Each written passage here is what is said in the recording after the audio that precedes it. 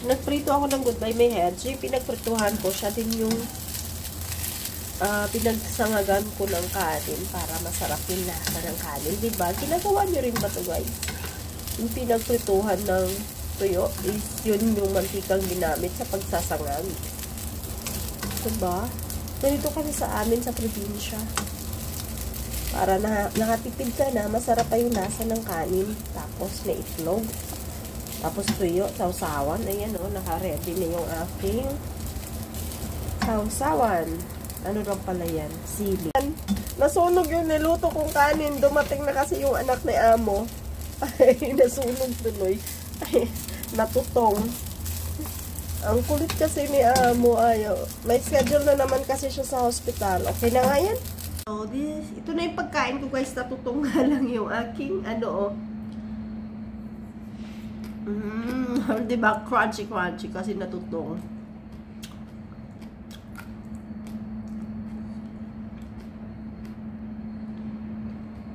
Ayan. Food for today. O, diba?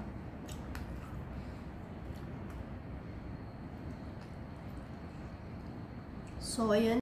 Ito yung pagkain ko ngayon. Ayan, ito na yung aking niluto na sitaw.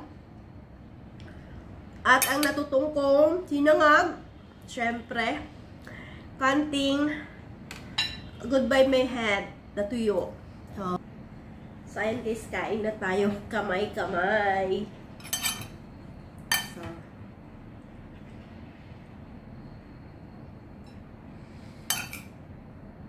diba? Ang sarap ng kain.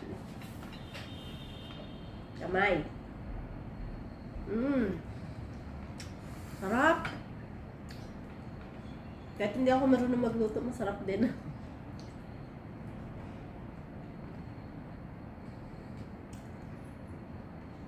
O, diba?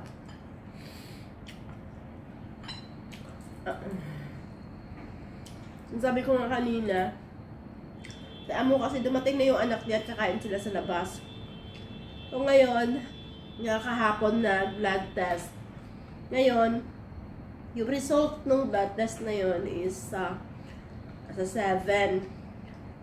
Ayaw ni Amo kung sumama yung anak niya. Kasi last time, nung sumama yan, pinabili nung pang blood test. Galit na galit si Amo kasi mahigit daw yung 500. Tapos sabi, ang daming ginagawa pag sumama siya. So, ayaw na niyang isama sa susunod.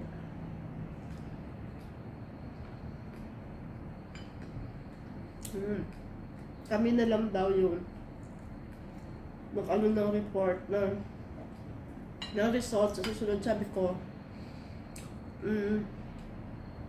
pag nagtanong yung iba niyang anak, hindi ko kaya mo i-explain. So, gusto ko sumama pa rin yung anak niya. Ang hirap pa yung mag-explain, no? Kaya hindi ako i-English ng doktor, eh. Hindi naman. Kasi ang hirap eh. Mag-Chinese siya dun sa matanda, mag-i-English siya sa akin. Kaya mas maganda pagka kasama yung anak niya. Then, kasi na ako sa explanation sa lahat. Ay, pag isa-isa silang magtanong, isa-isa ko rin silang sasagutin, di ba? Unlike nung kasama yung anak niya, may group chat sila, o di isang sagutan silang lahat, isang information.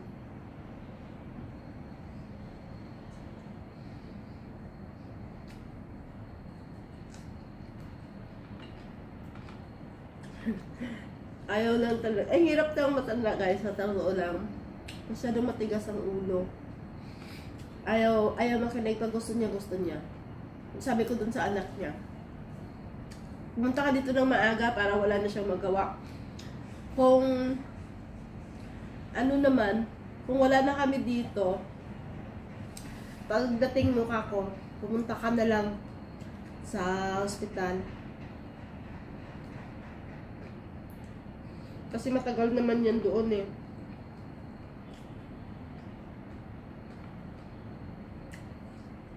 Pipila pa. Hihintay ka pa ng oras na tawagin ka. Ganun yung tulakaran dito. I think tanong din yata sa Pilipinas.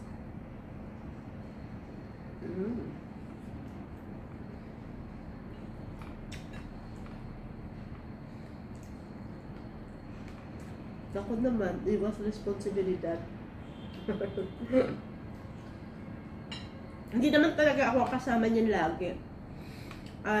Yung pangalan na babae, nagkataon lang kasi na matagal. Wala dito si babae. Nasa UK. So, pinasa yung responsibilidad dun sa bunso.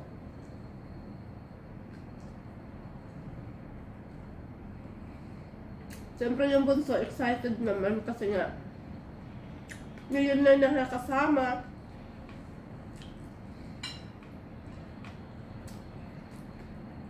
Gusto rin sana silbihan yung tatay niya, kaya lang, tigas ng ulo niya.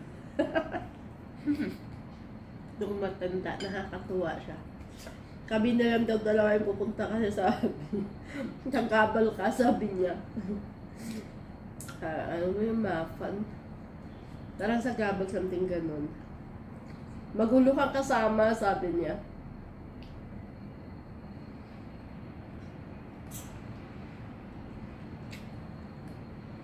Kahapon kasi afternoon, blood test. Gusto niyang humili na ng pagkain. Buti na rin namin sa bahay, dito kami kumain. So baka ganun na naman yung trip niya or nabi ko nga sa kanya kahapon na kumain muna kami bago kami pumunta doon sa hospital kasi alas 12 pa naman. So ayaw niyang nagabal yung anak niya. Minsan kasi, may plano siya na may sarili siyang plano, tapos sisirain yung anak niya kasi may plano din yung anak niya para sa kanya. Ayaw niya ng ganun. Pag gusto niya, yun lang yung nasusunod.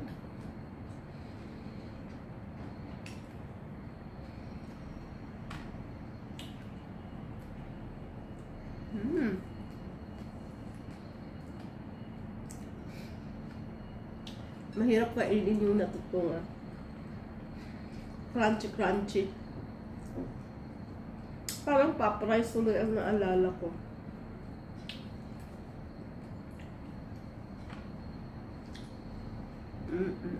Parang talagang kumain na nakakamay.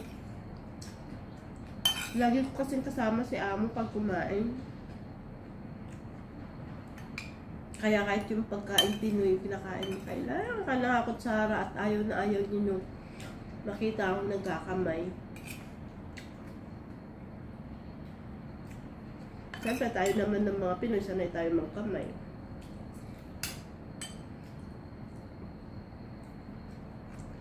Crunchy din tong kung sitaw at gusto ko yung ganun lang, yung crunchy lang din. Yung saktong pagkaluto lang. Ayoko ng malata pagdating sa gulay. Kaya lang iba talaga bang gulay sa atin, guys. Alam mo yun sa atin, yung bagong pitas, ang sarap, di ba? Manamis-namis yung sitaw. Yun na hindi mo matikman dito sa Hong Kong.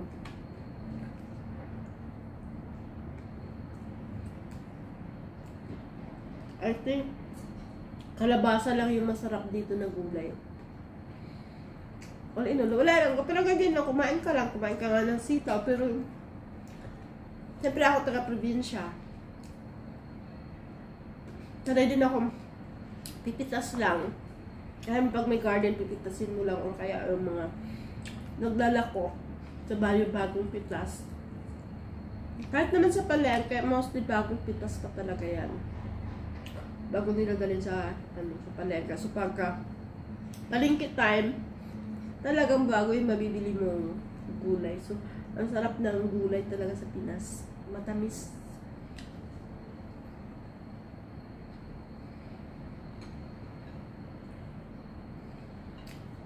So hanggang dito na lang muna tayo at mahaba na naman yung aking video. Tapusin ko na yung aking kain. Thank you so much for watching. Bye!